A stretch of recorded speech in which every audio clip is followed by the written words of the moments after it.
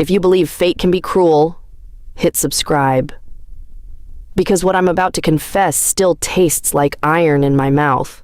I'm Clara Hayes, 25, a night shift nurse in Willow's Edge, one of those towns that's somehow both postcard pretty and lonely as hell. We have a single stoplight, a coffee shop that pretends it's a cafe by putting cinnamon on everything, and a clinic that's more band-aids than miracles. My life was measured in chart notes, vital signs, and the quiet hum of machines that like to argue at 3 a.m. When the sun behaved, I watched over my grandmother. On the bad days, her mind was a foggy shore she kept drifting away from, and I'd try to be her lighthouse, make tea, braid her hair, remind her who I was with stories from my childhood. On the good days, she'd laugh and call me Little Moon, like when I was small and slept with the curtains open so the night could keep me company. That night, the night that splits my life into a before and an after, began like all the others. Antiseptic in the air. The hall lights ticking down to low like the building needed to sleep. Rain pressed its forehead to the windows and slid down in tired tears. I was elbows deep in patient charts, flicking my pen cap because coffee wasn't working anymore, when the clinic door banged open so hard the bell screamed. He flooded the room. Tall, broad-shouldered, the kind of presence that made the air rearrange itself. His t-shirt was black and soaked, clinging to a chest cut like a statue's, and a dark smear slicked his ribs. Blood. Fresh. The smell snapped through the sterile room, copper and heat like a match struck in oxygen. "Sir?" My voice came out even, the way they train you. "You're hurt." "Triage bed 1. This way." He lifted his head, and for a heartbeat I forgot how to move. His eyes were wrong, not wrong like damaged. Wrong like the sky at midnight when something ancient is watching. Gray shot with silver, the irises catching the fluorescent lights and throwing them back sharper. A trick of exhaustion, I told myself. I'd been on since noon. Tired eyes make monsters out of men. "I'm fine," he said, which is what bleeding men always say. His voice was low, sandpaper smooth. "It looks worse than it is." "It looks like 6 staples," I said, snapping on gloves. "Sit!" He stared another second, almost amused, then sank onto the edge of the bed like his body was weighing him down from the inside. When I cut his shirt away, the gash along his ribs opened like a dark smile. The edges were too clean to be an accident, like a blade had kissed him. The skin around it was already bruising, livid purple that would turn sunset yellow by morning. "What happened?" I asked. "Fence," he said. "Barbed wire. Stupid." I cleaned the wound. He barely flinched. The muscles in his abdomen tightened, and my gloved fingers trembled. "Focus, Clara. You've sutured a dozen drunk farmers and 1 angry cat this week. Do the job." We wore the quiet for a while, the kind busy places wear at night when they remember they're mortal. The wall clock clicked like a metronome. Somewhere down the hall, Old Man Keller coughed twice and called for a nurse who'd retired last winter. The rain picked up, impatient. I irrigated, I numbed, I threaded the needle. "Name?" I asked, because the form needed it and because the silence was getting heavy. "Damien." He watched my hands. Not my face. My hands, like he was reading something in the way I stitched him back together. "You? Clara? Clara." He tested the sound like it was a secret. "You live here long?" "All my life," I said, which is either devotion or a curse, depending on the day. He huffed something like a laugh. It didn't touch his eyes. The skin at the corners crinkled as if he was used to smiling for people who expected it. I set the last staple, smoothed a gauze pad over the wound, and wrapped him firm. My fingers brushed his skin and the strangest shiver ran up my arm. Like static. Like the moment before lightning hits and the air holds its breath. I told myself it was adrenaline. I told myself a lot of things that night. He was quiet while I wrote the discharge instructions. When I glanced up, He was looking at the window, at the way rain veiled the parking lot in gray silk. The fluorescent light cut a silver line along his jaw. There was a thin, pale scar just below his throat, old and precise, as if someone had drawn a necklace in white. "Don't sleep on your side," I said, tearing the sheet from the pad. "Keep it dry for 24 hours. Come back if it reddens or swells, or if you feel feverish." His gaze slid back to me. "Will you be here?" Something in my chest gave a ridiculous little leap, like the moment at the top of the Ferris wheel before the drop. I tucked hair behind my ear with a gloved hand, realized, and then pretended I meant to. "Night shift this week," I said, "but anyone can help you." I didn't ask for anyone. Heat touched my cheeks. Nurses aren't supposed to react. We become blank water to hold other people's storms. But I was suddenly hyper-aware of everything. The quick pulse in my neck, the hush of the room, the smell of rain and him and blood. My grandmother once told me that sometimes the night calls us by name. I'd laughed.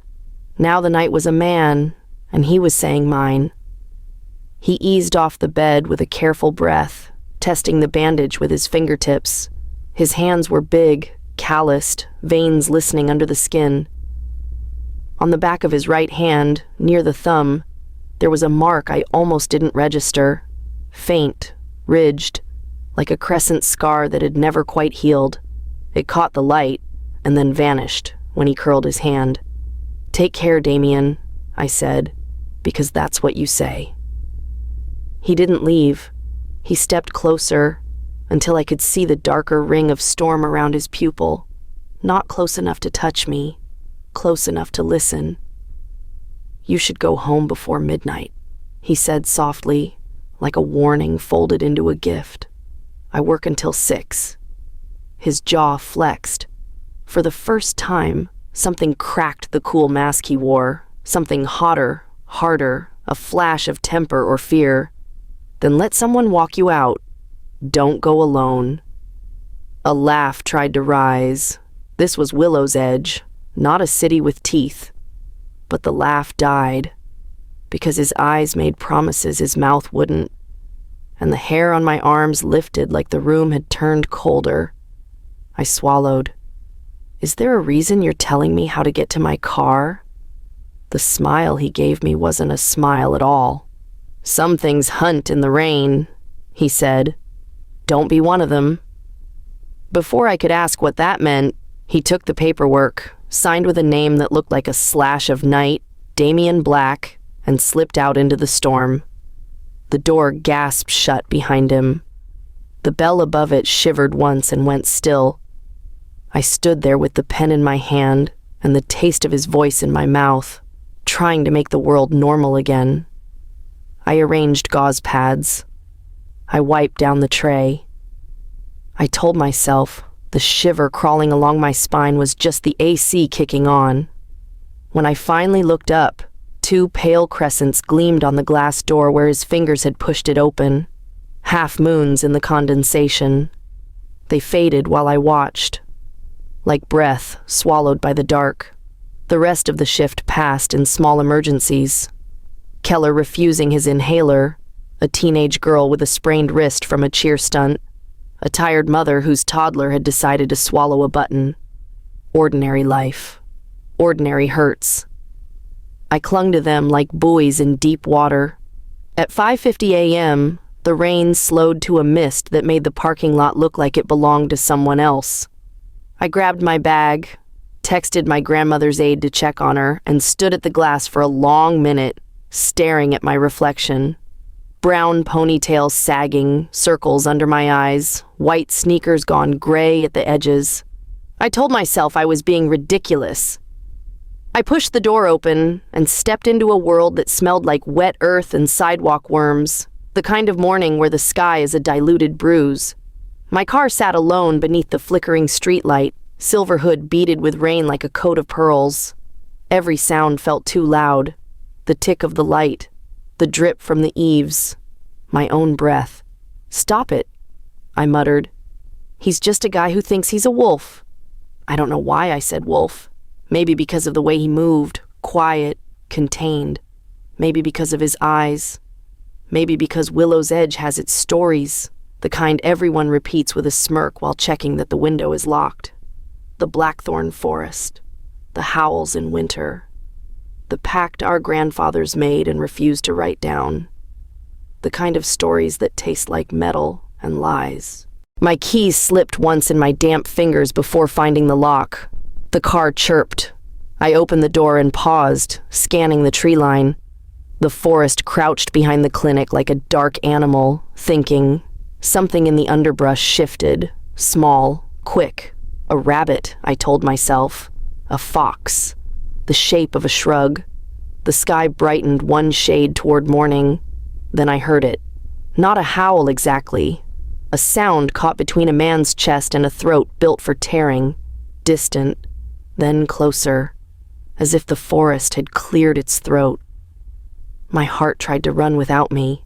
I got in the car and shut the door harder than necessary. The sound cut off like it had been waiting for that, amused. "You're tired," I told the empty seat beside me. "You're exhausted."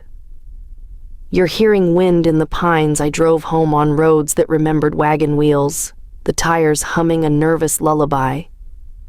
Willow's Edge unspooled, 2-country store town, mist clinging to the low pasture, the church steeple poking the soft belly of the sky. When I turned onto our street, the world gentled. My grandmother's house wore mourning like a shawl. The porch swing creaked the way it always had, as if it kept its own heartbeat. Inside, the air was warm with last night's chamomile. The aide waved from the kitchen, finger to her lips, and mouthed, "Good night." I tiptoed down the hall. My grandmother slept, her face turned to the window, moon-pale hair fanned on the pillow like spilled milk. I kissed her forehead and stood there a moment, the quiet of home closing around me like a blessing. It should have been the end of a strange night. It should have faded into the sort of story you half remember when you're folding laundry or rinsing apples at the sink. But when I pulled off my scrubs, a faint scent rose from the fabric. Wild, clean, electric. Not cologne, not detergent. Like rain over iron, like the edge of a storm preparing its teeth.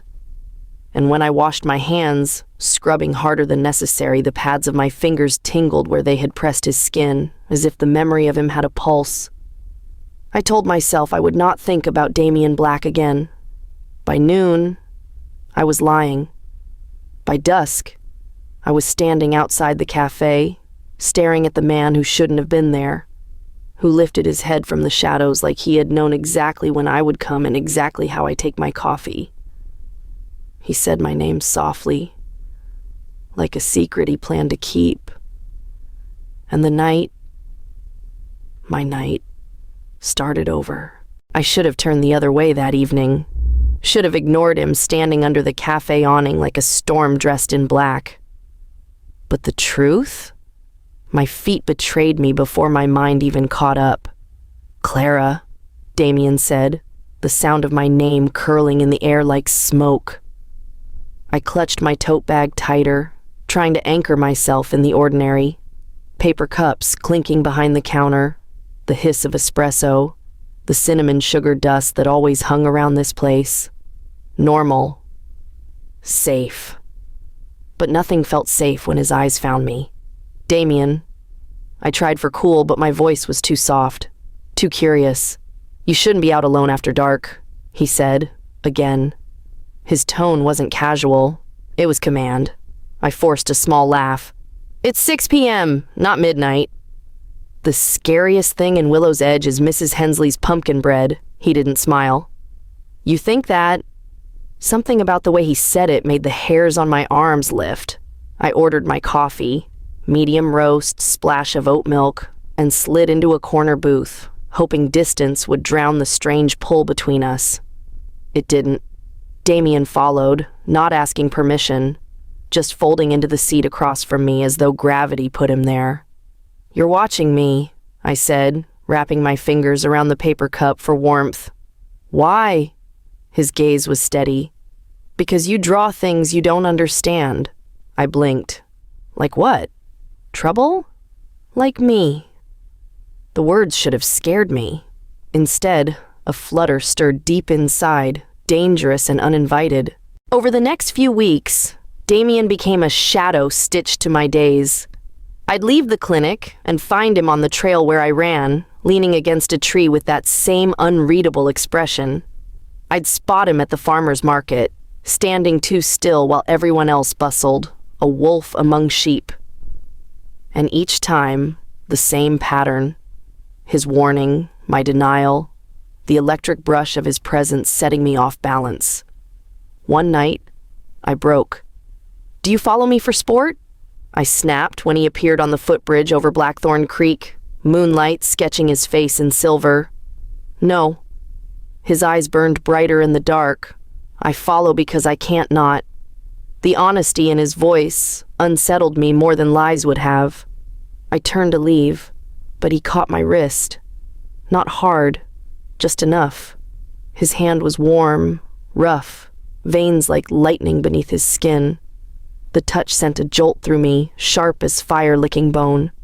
My knees weakened. My breath stuttered. "What are you?" I whispered before I could stop myself. He released me slowly, his thumb grazing the pulse in my wrist like a secret. "Not safe," he said again, voice thick with something I couldn't name. And then he was gone, swallowed by shadows. I told myself I'd stop seeing him, that he was nothing more than a scarred stranger with too many secrets, but every encounter unraveled me further. At work, I'd catch myself staring at the clinic door, half dreading, half hoping he'd appear. At home, I dreamed of silver eyes watching me from the tree line, of teeth grazing my skin, of a voice in the dark saying mine. I woke tangled in sheets, sweating, ashamed. My grandmother noticed. On one of her clear days, she touched my cheek and frowned. "You're haunted, little moon." I forced a smile. "By work." "No," she whispered, eyes cloudy but certain. "By him." I didn't ask how she knew. Some truths don't need questions. It was late September when he finally gave me something more than shadows. I was walking home, leaves crunching underfoot, the air sharp with coming frost. A street lamp flickered above me, buzzing like a trapped insect. And then he stepped out from the dark. "Clara," he said, voice rougher than usual. "If you value your life, stay inside tomorrow night." "Why?" His jaw worked like he wanted to tell me but couldn't. "The moon." "The moon?" I echoed, half laughing, half afraid. "It pulls at me. At us. Don't be outside." His hand brushed my arm, fleeting but searing, and his breath was warm against the shell of my ear when he added, "Because if you are, I won't let you go." I stood frozen long after he vanished, my skin burning where he touched me, my heart drumming against my ribs like it wanted to escape. And though every rational bone in my body screamed to obey his warning, another part of me, the reckless part, the haunted part, wanted to disobey. Because the truth was simple, terrifying, undeniable. I wanted him to catch me. I told myself I'd stay in. I told myself I'd lock the door, draw the curtains, make tea, and let the moon rise without me. But when the sky bled red over the blackthorn trees, I was already walking. The town fell away like a coat shrugged from my shoulders. Houses thinned. Streetlights died. Crickets stitched their thin music through the grass. The forest waited, patient, ancient, the trunks of pine and spruce like pillars holding up the night. Mist pooled in the hollows. The air smelled like wet bark, cold iron, and something wilder, something with teeth. He stepped from the trees the way storms arrive, soundless and inevitable. Clara. My name again, but it didn't sound like English anymore. It sounded like a vow. He wore black, the kind that swallowed light, and his eyes held a sheen I'd never seen in daylight. Mercury quick, moon drunk. Close, he was heat. Far, he was danger. "You came," Damien said. Not a question. "You told me not to," I said, and even I could hear the tremor in it. His jaw clenched. For a heartbeat, guilt softened him. "I warned you because I knew I would take you if you did." I swallowed. The human in me wanted to be offended. The other part, the part I didn't have a name for, leaned forward like a plant toward sun. "Take me where?" He tipped his chin toward the deeper dark, where the trees remember our names. I should have laughed. Instead, I followed. Under the red-mouthed moon, the forest was not the same place I knew by day. Each needle seemed edged in silver. The moss glowed faintly, as though the ground kept its own secret starlight. We said nothing. I heard our footsteps, the whisper of branches sliding over our shoulders, the soft crack of old sticks giving underfoot like bones surrendering. "Do you trust me?" he asked at last. "I don't know you," I said. That wasn't the question. I thought of antiseptic's sting and staples, of his warning on the bridge, of the way his thumb had paused on my pulse like a promise. "I don't know why I do," I said truthfully, "but I do." "Then keep walking." He led me to a clearing that wasn't a clearing, more a circle of trees bent inward, crowns braided with age, roots knuckled together like the hands of old friends. In the center, the ground was bare and dark, packed earth marked with faint grooves. If I squinted, I could pretend they were from deer, from storms, from time. But when the wind shifted, the grooves looked like claw marks. A sound rose at the edge of hearing, low, thrumming, like a drum played by the night. It took me a second to realize it wasn't outside me. It was inside. A pulse answering the moon. My skin prickled. My breath shortened. Between my ribs, something unfurled. Fear or longing, I could not tell them apart. Damien stood facing me, the red moon painting his cheekbones, his throat, the vein that beat at his temple. He drew something from his jacket and the air changed, sharpened, held, a blade. Not long, not showy. A utilitarian sliver of silver, like a piece of winter hammered into a line. Even from a foot away, I felt the cold of it. The metal seemed to drink the red light and send back white. I took a step back out of reflex. He didn't move closer. He held the knife in both hands, raised, not at me, but as if presenting it to the sky. "Tell me to stop," he said. "If you tell me to stop, I will." The clearing listened, the trees leaned, and somewhere in the dark, a single wolf cried once, thin and young and hungry. "What is this?" I whispered. "Truth," he said. "Bond. Fate. Call it what you like. My people have a word for it. We don't speak before strangers." "I'm a stranger," I said. "Not tonight." His eyes caught mine and didn't let go. He sliced his own palm first, clean, practiced, like a prayer made with skin. Blood welled, darker than wine, bright where the moon touched it. He didn't flinch. He turned his hand and offered it to me, palm up, the wound open as a mouth. "You cut me," I said. Gut memory of needles and sterile gauze arguing with the wild in the air. "On purpose?" "No." He shook his head. "You cut you. I only hold the blade. It has to be your will. Not mine. My will." Such a small phrase for something that felt the size of the sky. I took the knife. Cold flashed up my wrist like water from a deep well. The handle fit my palm like it had been waiting for that exact shape. I lifted the edge toward the base of my thumb, the old line where palm lines meet, and paused. His voice was steady, patient. "If you walk away, I will not follow." He swallowed. I watched his throat move. "I will want to. I will burn wanting to, but I will not." "You told me you'd take me," I said, trying for tart and landing somewhere near pleading. Consent, he said simply, the word a pillar. I breathed. The night breathed with me. I drew the blade across my skin. The pain was quick, bright enough to make my vision starburst, and then it dulled to heat. Blood rose, warmer than the air, sweeter than iron. He extended his hand again, and I extended mine, and in the red light our hands met, a wet kiss of skin. His blood and mine slid together. The rhythm inside me surged, matched, locked. Something moved in the clearing. It wasn't the trees. It wasn't the wind. It was the world exhaling through us. Cold climbed my spine and burst behind my eyes into white. The scent of pine sharpened to spears. The sound of a moth's wing became thunder. I felt the ground under my feet down to its rock bones, the sky above me all the way to whatever watched beyond it. Damien stepped in, slow, as if approaching a skittish animal, and tilted his head to bare his throat to me. A gesture so vulnerable, so utterly without threat, it shook me.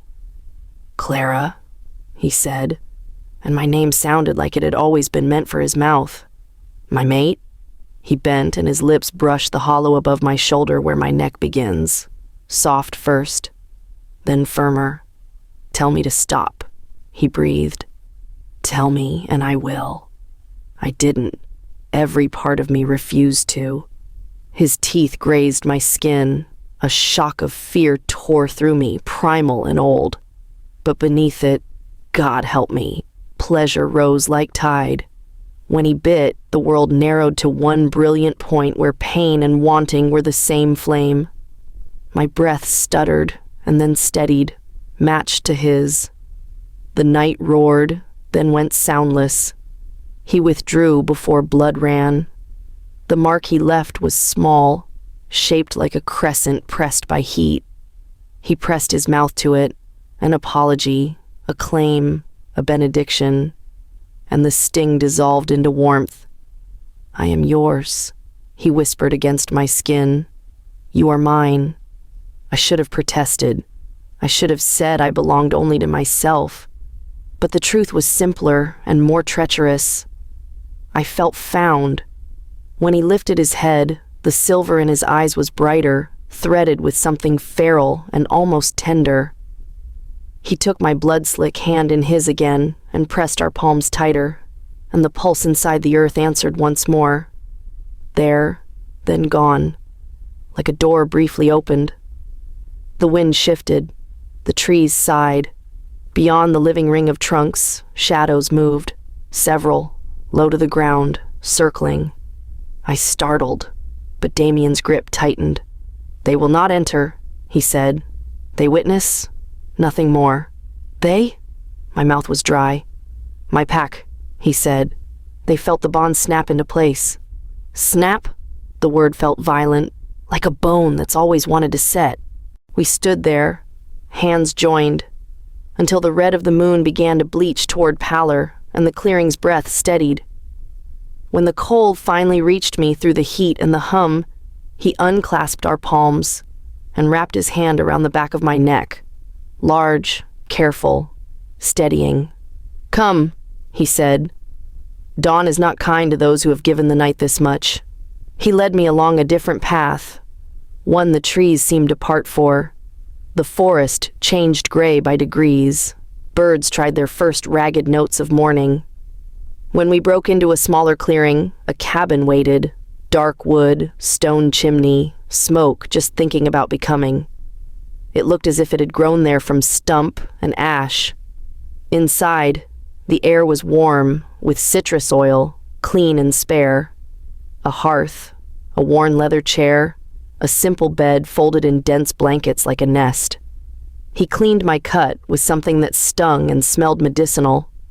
The nurse in me approved, even while the rest of me watched his hands and wondered how something so broad could be so gentle. He wrapped my palm, and then his own, matching bandages like matched promises. When he finished, he didn't move away immediately. He studied me as if waiting for panic to surface, for regret to start thrashing. "What now?" I asked, voice small under the timber roof.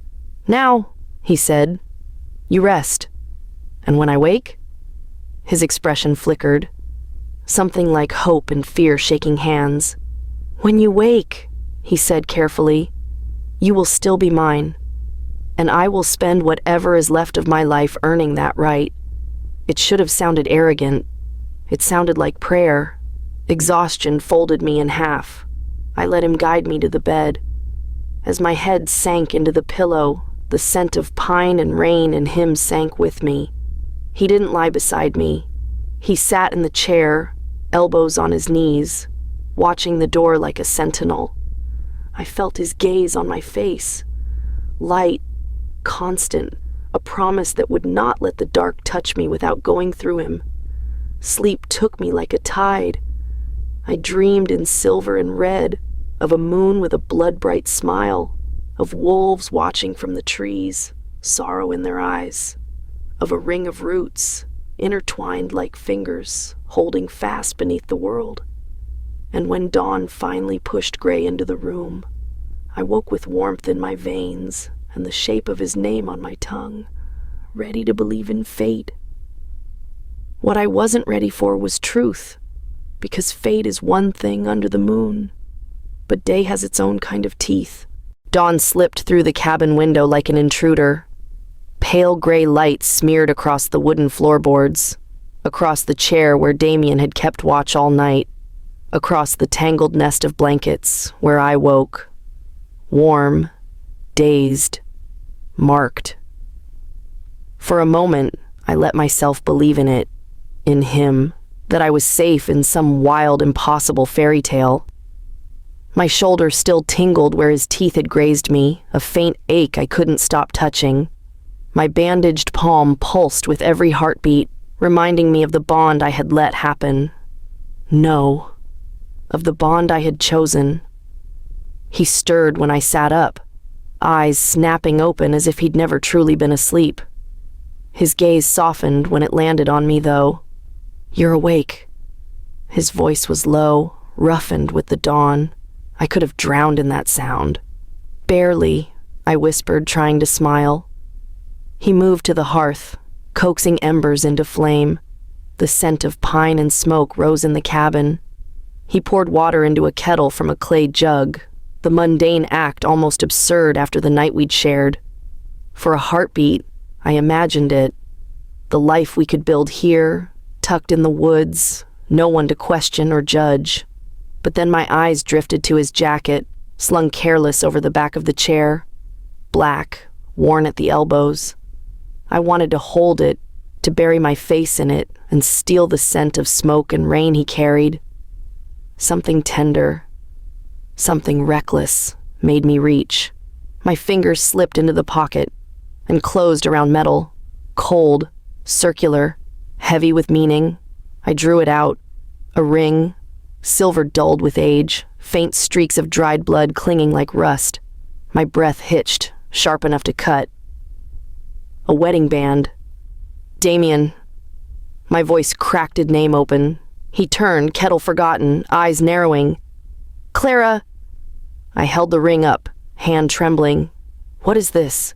For the first time since I'd met him, he faltered. His face, always carved, always controlled, shifted. Anger, shame, something darker flickered across it. "It isn't what you think," he said. "You're married." The words fell like stones, heavy, undeniable. He strode forward, closing the distance, but I flinched back, clutching the ring like a blade between us. "It's complicated. Complicated." My laugh broke on a sob. "You marked me, Damien. You bled with me. You called me yours. And all this time, you already belonged to someone else?" He didn't answer. Silence spread between us, thicker than smoke. "Who is she?" I demanded.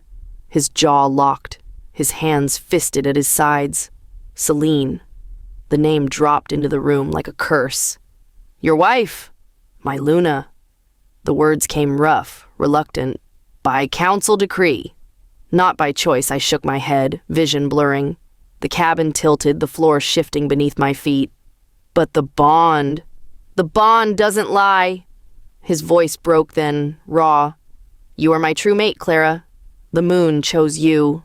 Celine was chosen by power, not by fate. Tears scalded my eyes. So I'm what? Your secret? Your mistress? No. He caught my arm, grip fierce, desperate. His eyes, those molten silver eyes, burned into me. You are everything. You are the piece of me I never thought I'd find.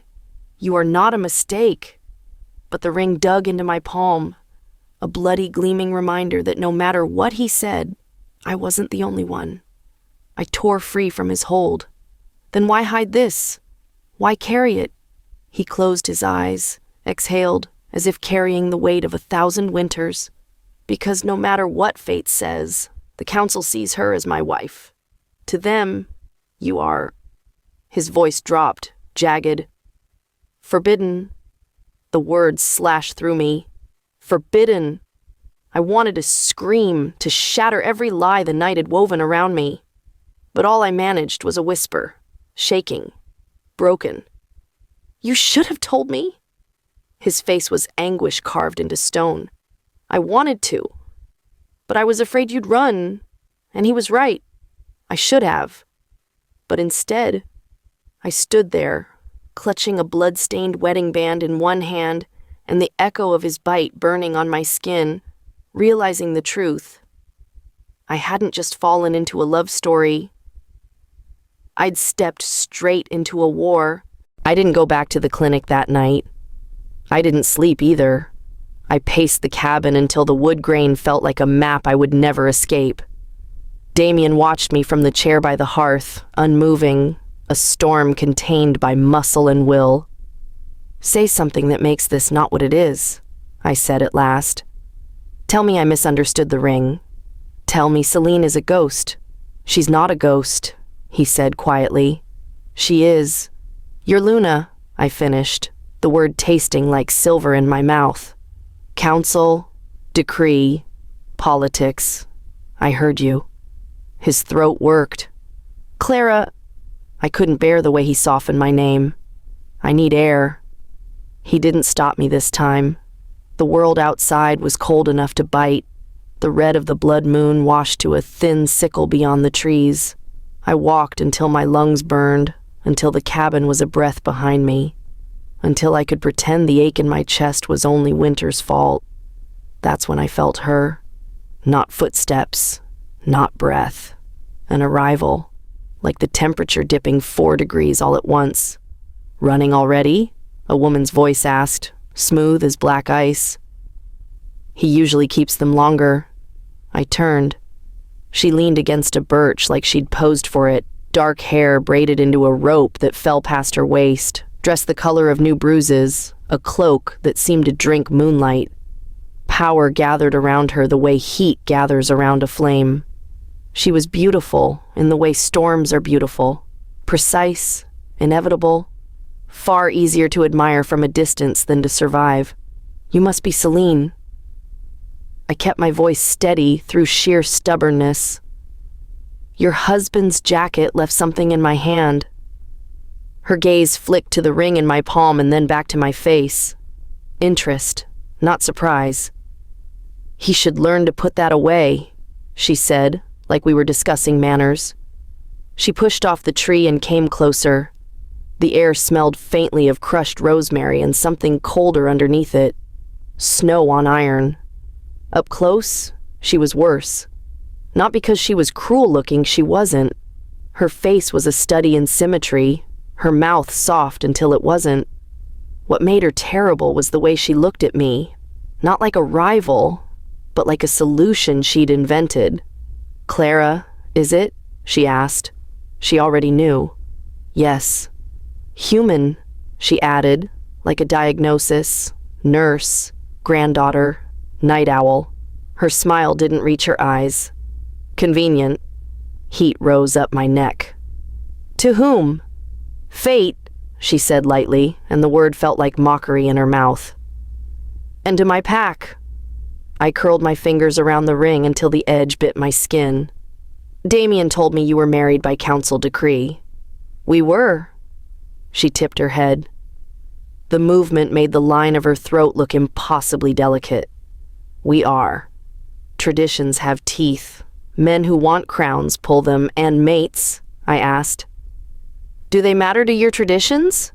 A shadow crossed her face, gone as quickly as a hawk's blink. Mates are rare, precious, inconvenient. She took another step. The frost under her boots crackled like breaking sugar. But the moon marks as she pleases. Her gaze slid to my shoulder where his teeth had left their crescent. Satisfaction warmed her voice. He took you under the blood moon. How? Decisive of him? Decisive? My laugh was brittle. He said he couldn't help it. Oh, he could. She examined a gloved fingertip as if it might have offended her. He simply didn't want to. Why are you here? I asked. To warn me? To threaten me? To meet you, she said. To see if the stories were true. She reached into her cloak and drew out a square of thick parchment. The edges were frayed as if clawed, the seal impressed with a symbol I recognized from the ring's inner band, a thorned crescent, inked so dark it drank the light. She held it out between two fingers. Consider this your invitation. I didn't take it. To what? To stop hiding in cabins, she said. The council meets tomorrow. They will want to look at you, judge you, decide where to put you. I'm not a piece of furniture. No, she agreed. You're a lever. Anger finally flared, bright enough to warm the cold from my bones. If you came to gloat, I'm not interested. Her smile sharpened by a single tooth. I came to choose. And to see what he chose? She looked past me, toward the cabin's low roofline, where smoke erased itself into the trees. Damien makes grand mistakes when the moon is loud. She stepped close enough that I could see a pale, razor-thin scar at her jawline, a twin to the one I'd glimpsed on his throat. Tell me, Clara, did he tell you what being mine means for him? My voice roughened. He told me enough. Men always tell women enough. Celine's gaze softened in a way that felt like a trick. Let me tell you too much instead. She lifted a hand, not touching me, simply measuring the space between us. The pack's stability rests on two things, an alpha who commands and a Luna who consolidates. We keep rivals quiet, tempers cool, airs coming. That shadow flickered again. When nature refuses, tradition improvises. Something cold slipped under my ribs. Nature refused you? The smile didn't falter, but something in her eyes went to iron. We will not have this conversation in the snow. She tucked the parchment into my coat pocket with a proprietary flick, as if I'd already said yes. Then, as an afterthought, she reached for my closed fist, the one crushing the ring, and, with the lightest touch, turned my hand over. Her gloves were unbelievably soft. He left this where you could find it, she murmured. He wanted you to know. Know what? I snapped. That I exist. She looked down at the band, dull silver, the faint thread of rust that wasn't rust, and that he is still carrying the weight of what I am to him. She released my hand. Don't flatter yourself that he forgot. I fought the urge to throw the ring at her feet. Why would you want to meet me? If you love him, why aren't you trying to... Love? She laughed then, a sound like glass tapping marble. Oh, sweet girl. Love is a fire we dance around. This is a throne. Different rituals entirely. He told me I was his mate, I said, and hated the way the words shook. He said the bond doesn't lie. It doesn't, Celine said, entirely too gentle. But men do, and councils do, and destiny itself sometimes edits. She angled her head, studying me with a curious tenderness that made me want to scratch. Do you love him? I swallowed. The truth pressed at my teeth. I don't know him. But you know the way he feels, she said. What he smells like. The sound he makes when you speak his name. She didn't gloat now. She catalogued. This is how it begins. And how does it end? I asked. In a room full of wolves who want you to bleed for them, she said simply. Come tomorrow. Wear something you can move in. I stared. Are you threatening me? Or preparing me? Yes. She turned, her cloak cutting a dark line through the birch-white morning. Tell Damien I came, she added over her shoulder. Tell him I was impressed. By me? The bite in my voice surprised us both. For now, she said. We'll see if that holds when the elders start to feed. She was 5 paces into the trees when I found my anger again. Why didn't he tell me about you before the ritual? She didn't look back. Because he wanted something for himself that wasn't written on a council wall. Her voice dipped, almost fond. He is not as selfish as that sounds. And not as noble as he pretends. Then what is he? The words tore out, too loud in the quiet wood. Birds startled from a higher branch, snow feathering down. Celine paused, half-turned, her profile a coin. An alpha who forgot for one night that Luna is a job, and that mate is a sentence. She let the silence widen, then added, You'll learn the difference. The forest took her the way the sea takes a stone, without splash, without trace. Only the cold remained, precise as a needle. I stood there until the feeling in my fingers seeped back and the parchment in my pocket began to burn like a coal. When I returned to the cabin, Damien was at the door, eyes storming. She was here. You know, I said. I smelled her. His lip curled, a very small show of teeth. What did she say? I held his gaze a long moment, then pressed the invitation to his chest. He caught it without looking. That I'm a lever, I said, and that tomorrow your people will decide where to put me. He flinched, barely. You don't have to go. I do, I said, surprised by the certainty settling in my bones. If they're going to use me, they can look me in the face while they try. He stepped closer, close enough that I could feel the heat that lived under his skin. I will not let them harm you. The part of me that had melted when he said mine wanted to rest in those words. The part that had just stood in the snow with the Luna of his pack learned a different lesson. Promises are poetry. Power is prose. Then stand beside me, I said. Not in front. Something like pride lit his eyes, quick and bright. As you command, little moon. I should have bristled at the endearment, a name that had belonged to my grandmother's good days. Instead, something eased along my spine. I didn't reach for him. I didn't forgive him. But I didn't run. That would come later, when the trees were watching and the council's teeth were bared. For now, I tucked the ring deeper into my pocket like a blood-slick talisman and let the morning harden me into something that could walk into a room full of wolves and refuse to look away. The parchment in my pocket felt heavier with every step I took toward the council chamber. Heavier than the bandage on my palm. Heavier than the ring I'd hidden beneath my pillow. Heavier than the secrets that clung to Damien like a second skin. The Blackthorn Pack's territory lay deeper in the forest than I'd ever dared wander.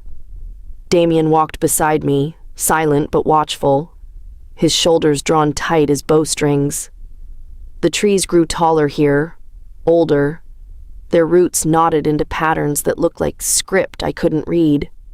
The deeper we went, the more the world seemed to hush, as if holding its breath.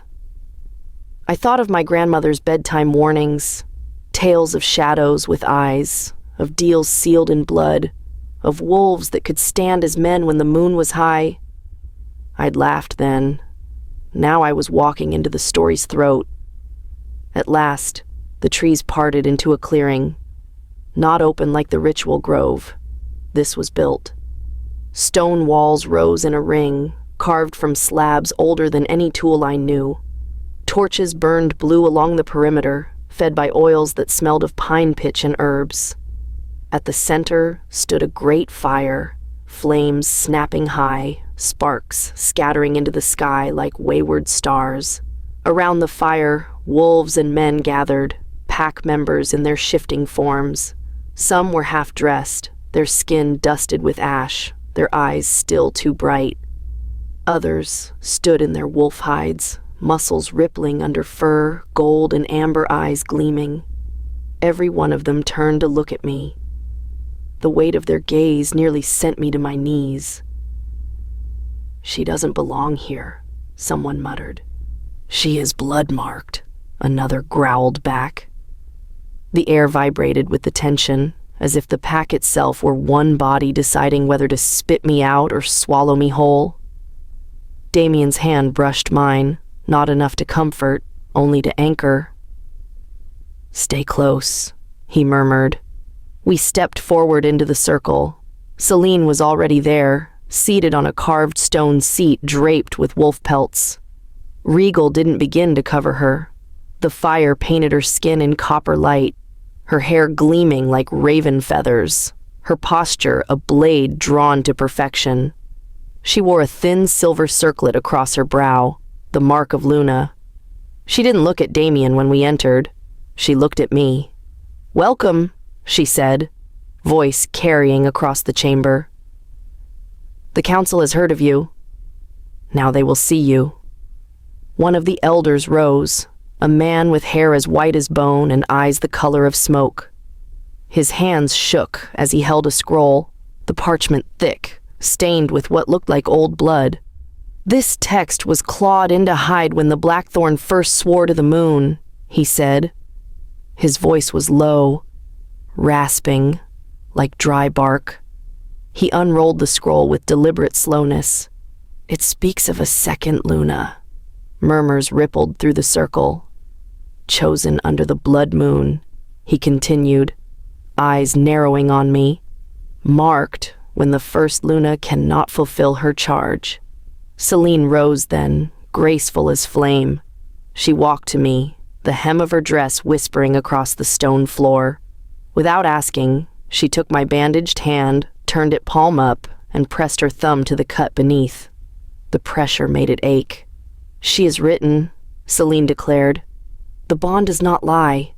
The moon has chosen." I wanted to snatch my hand back. Instead, I stood frozen, her fingers cold and sure against my skin. Damien stepped forward, voice sharp. "Clara is mine by fate. That is all that matters." "Is it?" another elder asked, his amber eyes glowing in the firelight. "Or is she here to fulfill what Selene cannot?" The fire cracked. Silence spread, heavy and suffocating. Celine's smile was too sharp, too knowing. "Should I tell her, Damien? Or will you?" His jaw locked, but he didn't speak. So Celine leaned close to me, her words soft enough for only me to hear. "The bond between Damien and me is a cage," she whispered. "A cage with no heirs. The bloodline weakens. The curse is mine." I stiffened. "Curse?" She straightened, voice rising again so the council could hear. "The moon gave us Clara because I cannot give what the pack demands. She is no rival. She is no accident. She is necessary." The wolves erupted, some snarling in protest, others nodding with grim approval. The fire roared higher as though feeding on their fury. Damien turned to me, his expression raw, torn. "I never wanted this for you," he said. The ring in my pocket burned against my thigh.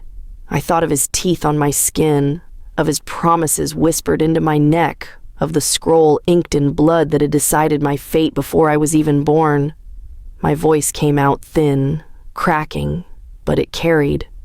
"And what if I don't want it?" The elder with smoke-colored eyes fixed me with a stare that stripped me bare. "Then you will fight it. And you will lose." Celine's fingers slipped from mine, but not before she gave the faintest squeeze, like approval, like triumph. And in that moment, Standing in the firelit chamber with every eye on me, I understood. I wasn't a mistake. I was a sentence. The council circle drew tighter, bodies knitting into a wall of heat and breath and hunger. Torches guttered, then flared higher, as if the flames themselves wanted to see my face when the verdict landed. "Enough recital," the smoke-eyed elder said, rolling the blood-stained scroll closed with a snap. "We are not a book club. We are a pack." We decide. Damien stepped forward so quickly 3 wolves lowered their heads in warning. He didn't flinch. "You will not decide her fate as if she is livestock." "Then what is she?" Someone snarled from the back. "A bedtime story? A hobby?" "Mine," Damien said, the word knifing through the noise. His voice wasn't loud, just undeniable. "My mate." Murmurs surged and broke. An ash-dusted woman in a leather mantle, Elder Mara, lifted a hand. The chamber stilled. "Alpha," she said, "the moon's mark binds you to the girl, yes. But a pack is more than a man's wanting. The luna's barrenness threatens our line. If the blood moon offered a second vessel, we would be fools not to accept it." "Call me a fool," Damien said. "It won't be the first time." Mara's mouth twitched like she wanted to smile and couldn't afford to. "Stand down," she told him softly. "There are votes to cast." Celine's voice braided into the space, smooth silk pulled taut. "Let us not pretend we came here blind. I requested this session. I delivered Clara. I stand for the scroll delivered." My fingers curled, nails biting my palm through the bandage. "You set this up," I said, each syllable a stone. "You wanted me found." Celine didn't bother to deny it. "Want is imprecise." She tipped her chin, dark braids sliding like a cord down her spine. "I required you." Damien's head snapped toward her. "You required—" "You played the ritual like a game?" "No," she said. "I simply opened a door and did not warn the moon who would walk through it." "Enough," grunted another elder, broad, scarred, his left ear a ragged crescent. He stepped into the firelight with a carved oaken staff, the top wrapped in braided leather that stank faintly of iron. When he struck the floor, the sound shivered in my bones. The bond is made. The question is not if, it is how. "How what?" I asked, though dread already knew. "How we seat you," the elder said. "How we name you. How we bind your service so you cannot flee with our future tucked under your arm." A ripple of low laughter. I lifted my chin. "Try to chain me," I said. "See what happens." 2 wolves inched closer at that, hackles lifting. Damien's body angled, a human shield. "I said," he repeated, dangerous soft. "Stand down." Mara sighed like a disappointed ant. "For how long will you defend one woman against all your people, Alpha?" "Until defending her is defending them," he said. "Which won't be long." "Poetry," the scar-eared elder said. "We need prose." Celine drifted nearer, her cloak whispering. "Here is your prose," she said, voice cool. "Seat her as second Luna. Name her publicly, swear her privately. When heirs are born, our line is secured. And when the moon is satisfied, perhaps the bond will—" "Slacken." My stomach turned. "You speak like a surgeon about to cut," I said. "Only cowards pretend there's no knife," she replied. Damien's laugh held no humor. "You have rehearsed this speech in your mirror." Celine's eyes flicked to him. Something old and tender cracked in her gaze, then sealed. "I have rehearsed 1,000 speeches that never earned me a child," she said. "Forgive me if clarity feels cruel." The ash-blue fire spat a cinder that landed near my boot and died with a hiss. My heart pounded hard enough to hurt. I wanted to run, and I wanted to fight, and I wanted to tear down the sky with my hands.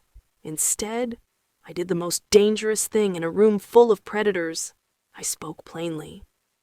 "You want my body," I said to the circle, to the elders, to the wolves, with bright, greedy eyes. "You want my blood, my breath, my bones. You want me to make your future, and then fade. I took a step toward the fire. The heat flushed my face. Sweat pricked my spine. But you will not have me as a vessel.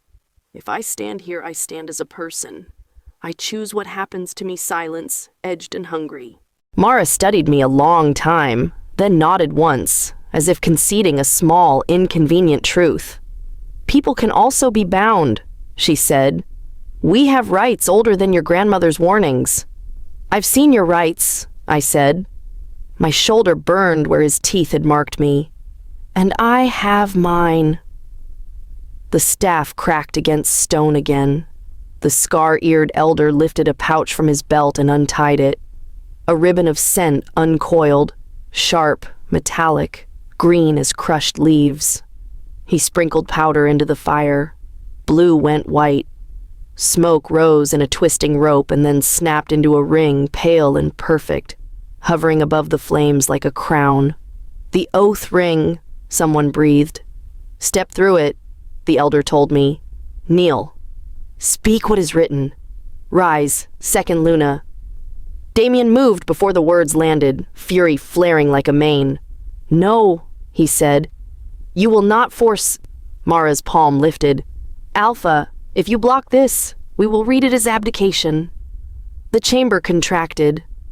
Every motion slowed. The tilt of Celine's head, the twitch of a wolf's ear, the sway of the smoke ring above the fire like a halo missing its saint.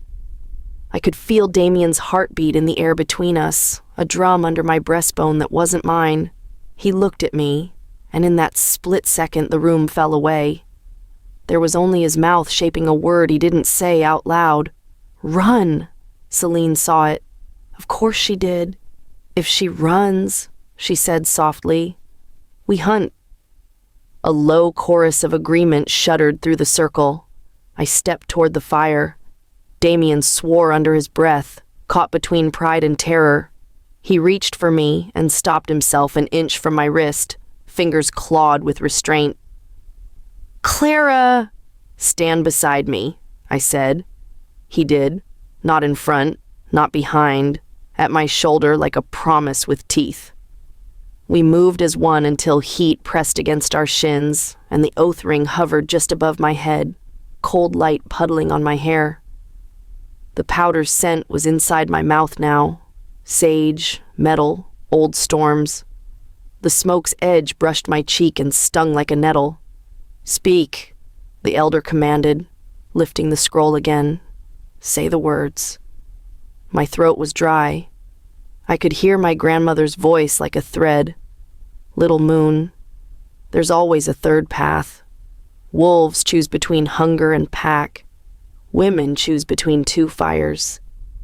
But there's always the river. I breathed once, hard, and turned not to the scroll, not to the elder, but to Celine. Her eyes widened a fraction, then narrowed in wary pleasure. You orchestrated this, I said. Then you can say it with me. If you want a second Luna, you bind yourself to me as much as I am bound to you.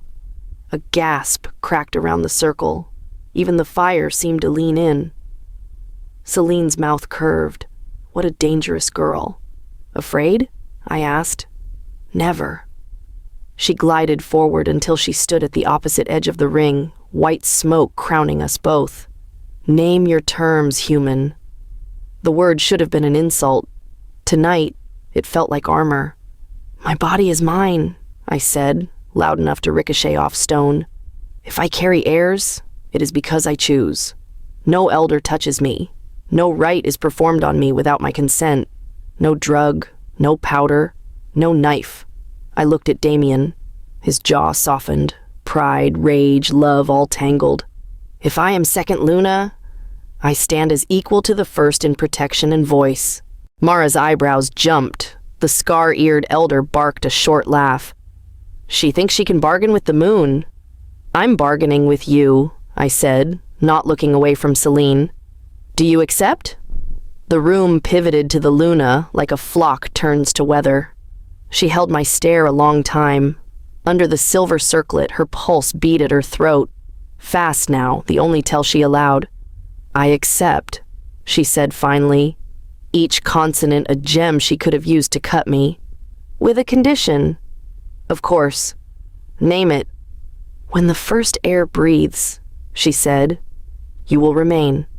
No vanishing into the human world with our future. You stay until the second is weaned, until the council blesses your leaving. Else, we hunt.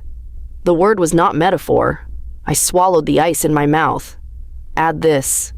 If harm comes to me by the pack's hand, any hand, before or after, I will never carry for you. Not then, not ever. You will bury your line with your pride. Celine's lips parted like she might laugh. She didn't. Agreed, the elders muttered, divided in their displeasure. Mara's eyes glinted with something like respect. The staff struck stone. Witnessed, the scar-eared elder intoned, resigned and hungry at once. Bind the words. Celine lifted her right hand, palm out. I lifted mine. Smoke slid down in a silk rope and curled around our wrists. Once, twice, cool as river fog, tight as a bracelet. A sting, a glide, and then it sank through skin like rain into earth, leaving no mark I could see, only a prickle that thrummed to the same cold rhythm as the ring over the fire. Second Luna, Mara said, voice even. Speak the oath. The elder began to read, old phrases, iron and moonlight and blood. I repeated them, each syllable a step deeper into a house I hadn't built. Celine echoed, binding herself to the same clauses, her tone steady, almost bored, only her eyes alive and bright as blade edges. Damien stood unblinking at my shoulder, a fury-still sea kept calm by love or violence. I could not tell. When the last word burned the air, the smoke crown broke like a bubble. The fire sagged back to blue. The chamber exhaled as one. Done, the scar-eared elder said. Named. Seated. Bound. A chorus of howls rose, some celebratory, some mournful, some merely hungry for change. The sound sank into my bones and made them hum. Celine's mouth curled in victory. Damien's hand found the small of my back, brief, steady. And then, because fate has a terrible sense of timing, a young wolf stumbled into the ring, fur singed, eyes wild, chest heaving. He shifted mid-stride, bones cracking, skin sluicing over muscle until a boy knelt naked on the stone, blood stringing from his lip. Speak, Mara ordered, snapping off her mantle to throw over his shoulders. The eastern border, he gasped. Trespass. His gaze slashed to Damien. Crimson Hollow crossed the river. They took 2 of ours. The chamber exploded. Celine's face went still. Damien's went to stone. The elders shouted in overlapping chords, defend, retaliate, bait, parley, as wolves surged to their feet, claws clicking, teeth showing. Mara's voice knifed through it. Alpha. Luna. Second. Every head turned to us. 3 points in a triangle of firelight.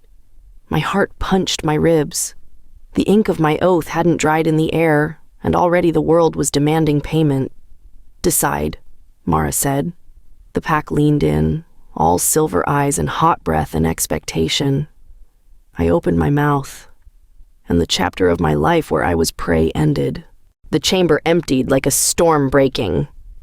Elders argued in snarls and clipped tones as they drifted into smaller knots. Wolves padded out through the stone archways to prepare for whatever border skirmish the Crimson Hollow had started. The fire hissed lower, its blue flames retreating to embers. I stood in the hollow silence, my heart still pounding from the oath, the smoke still buzzing under my skin like bees. Damien stayed close, too close, his hand brushing mine whenever the crowd swelled near, his body a shield he didn't know how to stop being. But Celine lingered. She moved like the chamber belonged to her, her cloak trailing over stone, her hair a black banner down her back. She didn't look at Damien. She looked at me. And when the last elder had left the circle, she smiled, thin, deliberate, cold. "Walk with me," she said. It wasn't a suggestion. The corridor beyond the council chamber was narrow, its walls etched with claw marks older than memory. Torches guttered low, shadows clawing higher than the flames. I followed Celine because some part of me wanted answers, and another part knew refusal was a kind of suicide here. Damien started after us, but Selena's voice lashed sharp. "Not you. This is between women." His jaw tightened. "If she doesn't return—" "She will," Selena cut in, her smile flicking to me like a knife. "Won't you?" I nodded, throat dry. Damien's eyes burned into mine, promising silently that he'd be a step away if I screamed. Then he let me go. Celine led me into a side chamber, smaller, round, the air thick with incense and age. Tapestries hung on the walls, wolves woven in silver thread against black cloth, their eyes stitched in crimson. An altar crouched in the center, carved stone slick with candle wax. Celine touched the altar like it was an old friend. "Do you know what this room is?" I shook my head. "It is where Lunas come to bleed when they fail." The words froze me. "Fail?" Her gaze was steady, unblinking. "Each month the pack watches. Each season the council waits. The womb is a ledger, and mine writes only debts." She lifted her hand, slid a silver ring off her finger, and placed it on the altar. "They call it barrenness. I call it the curse I swallowed hard." "You mean, you can't—" "Bear heirs," she finished for me. "Yes. The line breaks with me. The elders would tear Damien from his throne if the blood moon hadn't intervened." I thought of the scroll, of the way her hand had pressed mine to it like sealing wax. "So, you needed me?" Celine's smile didn't soften. "The pack needed you. I simply made sure you walked into their teeth." Anger snapped through me.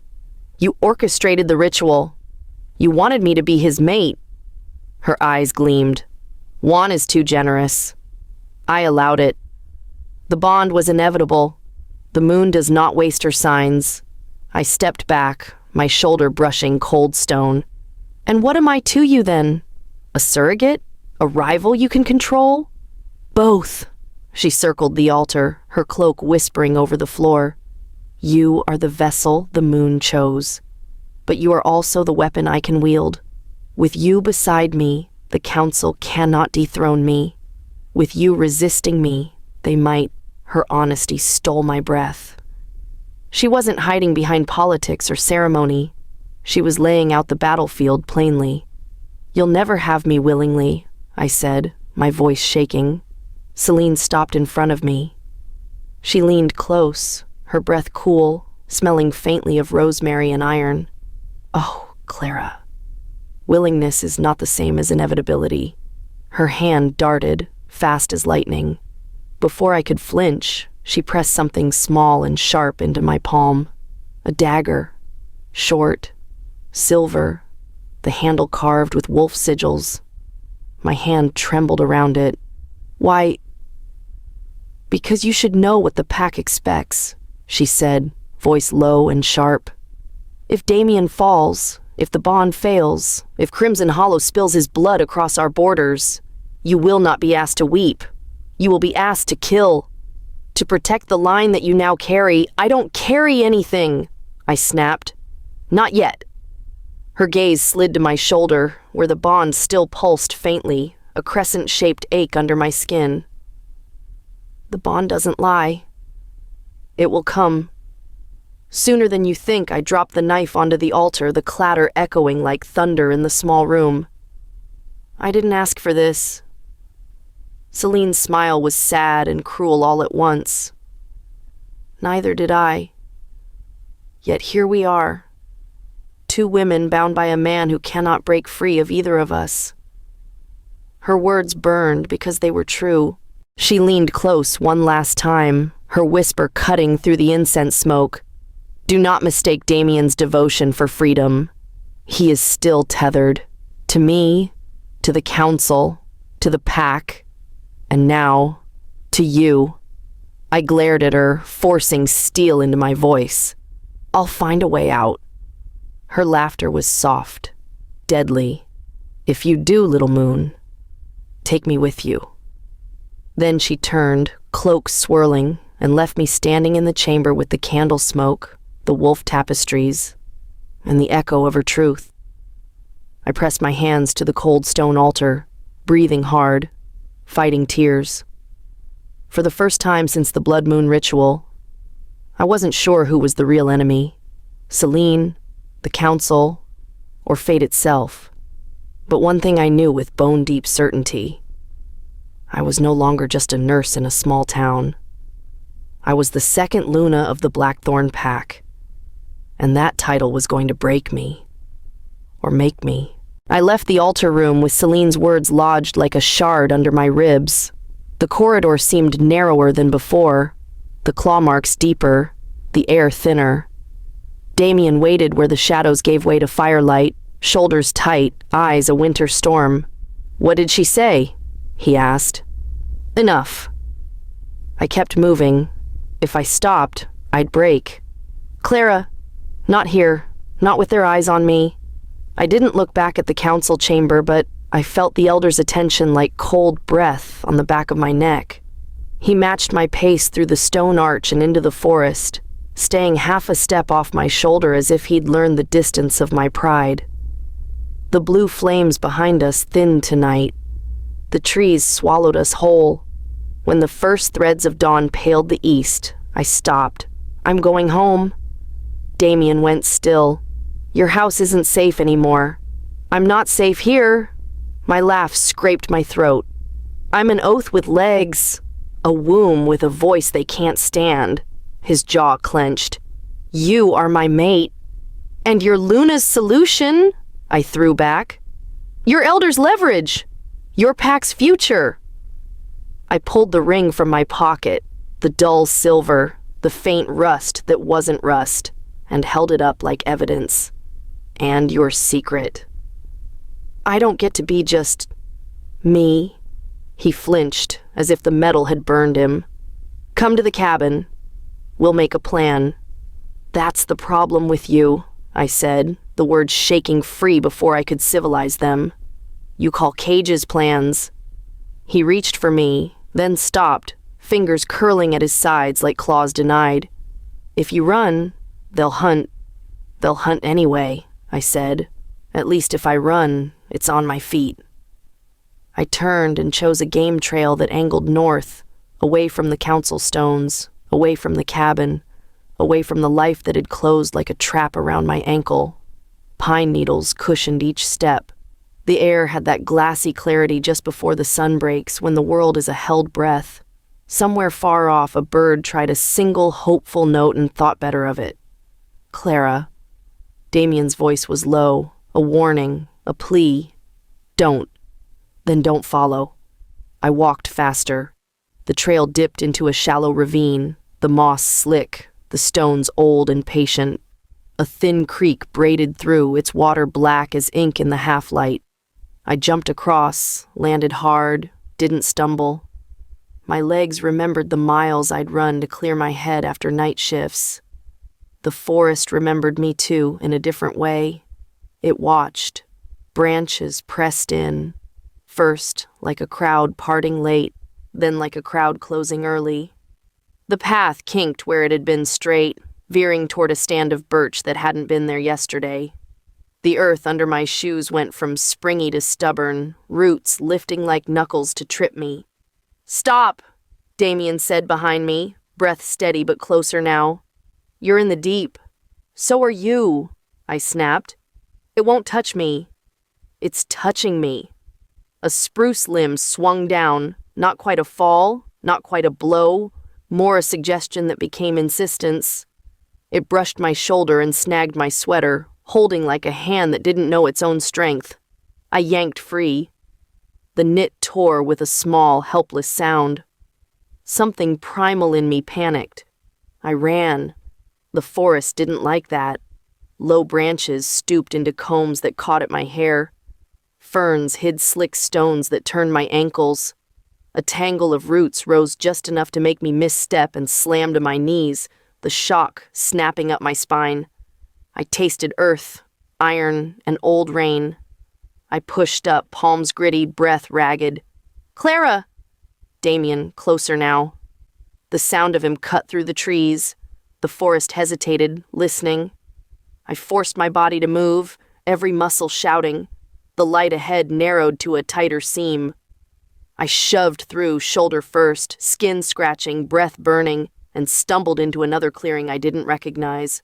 Smaller than the ritual grove, ringed with young pines sharp as spears. No exit showed itself. No path pretended to be mine. The air shifted. Not wind, attention. The first wolf stepped from between two saplings as if rising from the ground itself. Amber eyes, gray coat spun with silver, breath steaming. Another followed to my left, coat dark as wet slate, ears pricked. Two more melted out of shadow, flanking, polite enough not to growl, impolite enough to block every way I might try to go. I didn't scream. It wouldn't help. I lifted my hands, empty, palms out, the bandage white as a flag. My heart slammed too loud to be useful. My shoulder throbbed where teeth had once made promise. The wolves watched that spot, not my eyes. "Stand down," Damien's voice said, a command threaded with heat. He walked into the clearing like he carried his own circle around him, untouchable and terrible. The wolves eased back, not retreating, just making space. For him. For me. "Call them off," I said, hating the tremor in it. "They're not on you," he said evenly. "They're on your fear. I have a lot of it. I know." We stood with breathing as our only movement. The wolves settled by inches, haunches easing, ears loosening. Their eyes never left my throat. Damien turned to me, and for the first time since the chamber, he looked less like an alpha and more like a man who hadn't slept properly in years. "The forest isn't your enemy," he said. "It's the bond. It's trying to keep you where it thinks you're safe." "I'm not safe with it," I whispered. "It wants things from me." "So do you," he said. The gentleness in his tone nearly undid me. "You want out. You want before. You want a life where the moon is just a rock and wolves are only stories." Tears burned, and I blinked them into the moss. "Yes." He nodded like it hurt. "I can't give you before. I can fight to give you a choice. You just swore me into a title that eats choices." "I swore with you," he said, stepping closer, slow enough for a skittish horse. "I bound myself to your terms. I chose your voice over their convenience. After you chose me in the dark, without telling me it would cost me the day." My voice cut him. His flinch was small but devastating. "I am sorry," he said. He didn't weaponize the apology with excuses. "I should have told you. I should have waited until the sun. I should have given you every chance to say no. I didn't, because I am weak where you are concerned." The wolves' ears twitched. The forest leaned in. "You can set me free," I said, and there it was, naked and desperate. "You can break it." He closed his eyes. When he opened them, the silver in his irises looked older. "I can't," he said. "Not without killing something in you I swore to protect." "Lie," I said, because I needed it. "Tell me there's a ritual, a loophole, a witch in the hills who takes blood and gives choices." He almost smiled. "A broken thing. There are witches in the hills. They take blood and give other cages. The bond is not a leash, Clara. It's a bridge. I cross it to you. You cross it to me.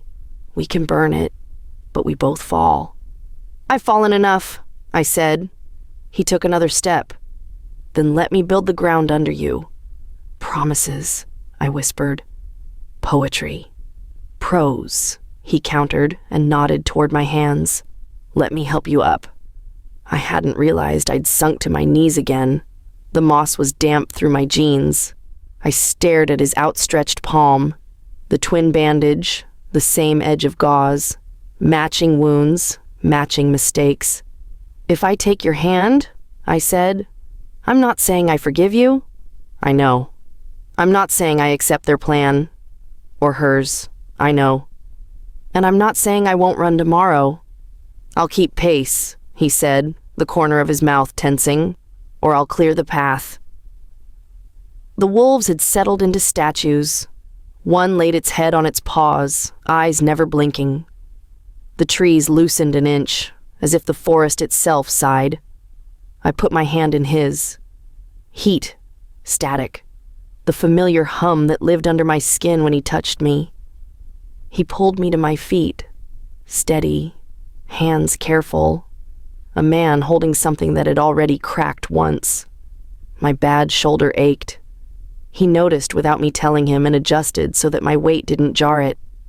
"I hate this," I said into his shirt, because somehow I was there, my forehead resting against him like an admission. "I hate that you hate it," he said into my hair. We stood too long like that, wolves, witnessing what we could not show to a council. Two people who had chosen each other wrong and were trying to choose each other right with the pieces they had left. When we finally moved, the clearing had shifted.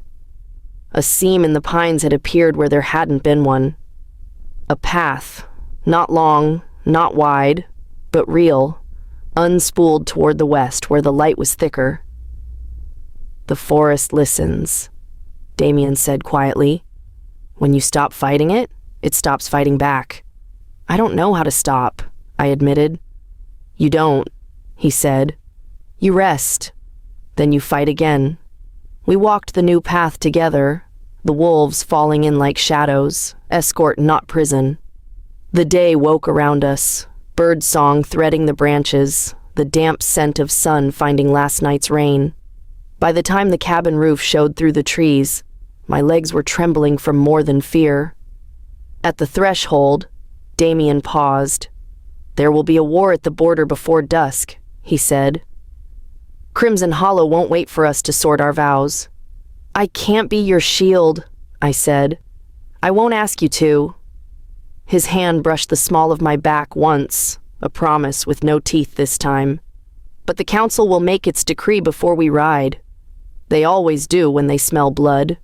"Another cage," I said. "Another chance to negotiate the bars," he answered. I stepped inside.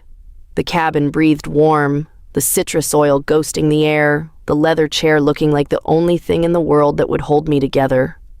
I sank into it and pressed my fingers to the crescent on my shoulder, to the ache that had become a metronome under my skin. "Clara," Damien said softly from the doorway. "What?" "When they speak today, whatever they say, stand how you stood last night." His voice roughened. "I'll stand beside you." I thought of Celine's knife on the altar, of the smoke curling around my wrist, of the wolves hemming me in until I took his hand. I thought of my grandmother calling me Little Moon and teaching me to walk in the dark without turning on every light. "Then tell them," I said, eyes on the small window where the trees held their breath.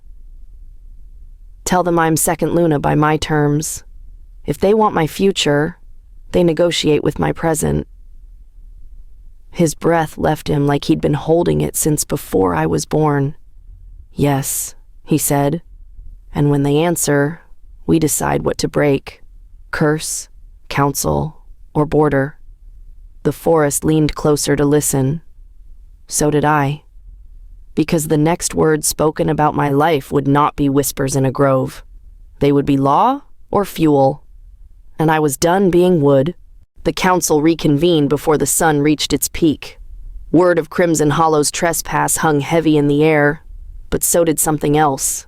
The smoke of ritual, the scent of iron and pine, the sharp breath of wolves waiting for blood and decree in the same hour. I walked at Damien's side into the circle of stone once more. My legs trembled, but my chin was high. Celine was already seated on her throne of pelts, her silver circlet catching light like a blade. The elders filled their chairs, their eyes glowing faintly, some gold, some amber, some gray with age but no less piercing.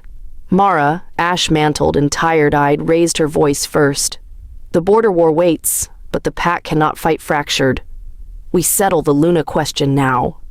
A low growl rippled through the chamber. Not anger, anticipation. The scar-eared elder stood with his staff, striking it against the stone so hard the fire flared white. Clara Hayes, human, blood-marked, mate to our alpha. By scroll, by bond, by oath, you stand here as second Luna. The words echoed like chains. I stepped forward into the fire's light, every eye burning holes into me. The smoke from last night's oath still prickled under my skin, humming faintly like shackles. "Speak your acceptance?" the elder ordered. My mouth was dry, but my voice was steady. "I am not a vessel. I am not a mistake. I am here because fate pulled me into your fire. If I stand as myself, and I accept nothing less." Gasps rippled. Mara's eyes narrowed, but not without respect. Celine rose, her cloak spilling across the stone. She moved toward me, her smile precise. "We bound ourselves together already, little moon. You cannot unravel smoke." She reached for my hand, curling her cold fingers over my bandaged palm. And now, the pack will seal it. Two elders stepped forward with silver chains coiled in their arms like serpents. Not forged iron, but links woven from something older. Moon-forged, glowing faintly blue, humming with the same vibration as the oath. My chest tightened. "What are those?" "Symbols," Mara said. "Not cages. They bind what is already written." "They'll burn her," Damien snapped, fury sharp in his voice. "She's human. She's Luna," Celine countered. "She will endure." Before I could protest, the elders draped the chains over my wrists. Cold fire seared my skin.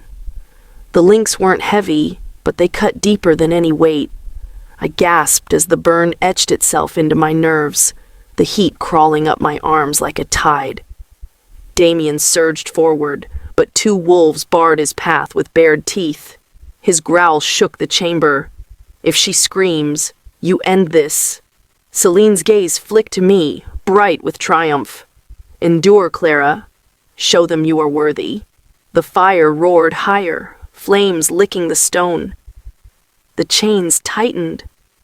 Pain ripped through me, not physical alone, but soul deep, as if the bond itself was being welded shut around my bones. My knees buckled. I clutched the links, trying to tear them free, but they only glowed brighter, smoke rising from my palms. The chamber blurred. Wolves howled in unison, the sound vibrating in my marrow. My throat opened on a scream, raw and desperate, but the noise was swallowed by their chorus. In the haze, Damien's voice cut through, ragged with rage. "Enough! You'll kill her." Mara's voice was calm, detached. "If she is truly chosen, the chains will not break her." My vision swam. Celine leaned close, whispering into the fire of my pain. "Now you understand, little moon. Luna is not a crown. It is a crucible. I wanted to spit at her. I wanted to curse them all. But the bond inside me flared, a hot pulse that matched the chain's burn, and somewhere beneath the agony, I felt something else. Strength. A thrum that wasn't theirs. Mine. I straightened slowly, teeth gritted, the smoke rising from my skin like incense. My voice cracked, but it carried.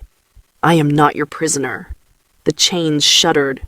Cracks of light fissured along the links, glowing brighter until, with a sound like shattering glass, they burst apart into fragments that fell smoking onto the stone floor. Silence crashed into the chamber. The elders stared. Mara's lips parted in shock. The scar-eared elder's staff lowered a fraction. Celine's smile faltered. Just a flicker. But I saw it. Damien crossed the circle in a heartbeat, his arm wrapping around me as my body swayed from exhaustion. He glared at the elders, daring them to speak. "The bond is unbreakable," Mara whispered, almost to herself. Yet she broke the chains. She remade them, Damien said, his voice raw with pride. On her terms. Celine's eyes cut into me, unreadable, a storm held tight behind glass. So be it, she said at last. The second Luna is seated. The chamber erupted in howls, some triumphant, some furious, some torn between awe and fear. The fire surged tall, painting the walls in blue and white. I sagged against Damien, my skin still smoking faintly, my heart racing. I had endured their crucible. I had bent their chains. But as Celine's gaze lingered on me, sharp and calculating, I understood one thing with piercing clarity. The ritual hadn't freed me.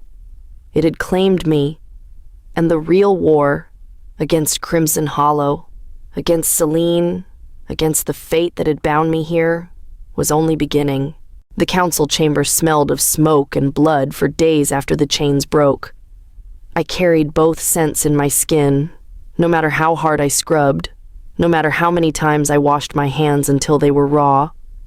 When I finally returned to the cabin, the world felt sharper, edged. The trees seemed to lean closer when I passed. Wolves lingered longer in the shadows, watching me not as prey anymore, but not as pack either. Something in between.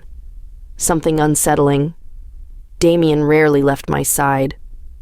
He sat with me through the tremors that came at night, when the memory of the chains tightened phantom cold around my wrists. He listened when I spat my anger, when I swore I would find a way out, when I whispered that I missed the woman I had been before all this. Sometimes, he answered. More often, he only looked at me with those silver eyes, a storm breaking against stone, and promised without words that he would not let me fall alone. But it wasn't Damien who haunted me most. It was Celine. I saw her in the corridors of the council hall, her cloak whispering like a warning. I felt her in the forest, the air colder when she passed unseen, and I heard her voice in my dreams, soft, cruel, almost tender. Luna is not a crown, it is a crucible. I woke each time with the taste of iron in my mouth. Crimson Hollow didn't wait. The first skirmish came days later. Wolves returning to the chamber with blood on their fur, eyes wild with the thrill and terror of battle. I wasn't asked to fight, but I was made to watch, to listen to their cries as the wounded staggered in, to see the way elders measured each drop of blood against the weight of tradition. And through it all, Celine stood like stone, her voice precise, her commands sharp. Damien led with fire, she with ice, and I, second Luna, was expected to stand in the shadows between them, silent, patient, inevitable. But I was not patient, and I was not silent. One night, when the fire had burned low and Damien finally slept in the chair by the hearth, I walked outside alone.